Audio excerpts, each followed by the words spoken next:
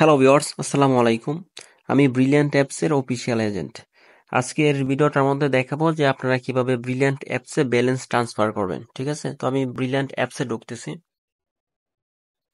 Brilliant অ্যাপসে ঢোকার পর হচ্ছে যে সেটিং আইকনটা দেখতে পাচ্ছেন, ওই সেটিং একটা ক্লিক করবেন।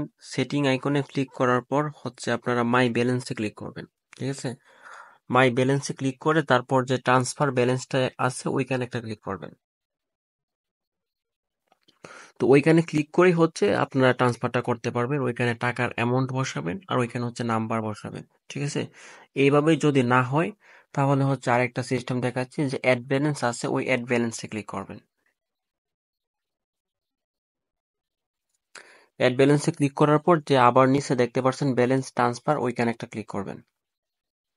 তারপর হচ্ছে উপরে টাকার পরিমাণ এবং নিচে আপনারা হচ্ছে SIM number, brilliant account number বসাবেন আর কি। ব্রিলিয়ান্ট নাম্বার বসালেও হবে, আবার যে সিম নাম্বার দিয়ে ব্রিলিয়ান্ট অ্যাকাউন্টটা খোলা হয়েছে ওই নাম্বারটা বসালেও হবে।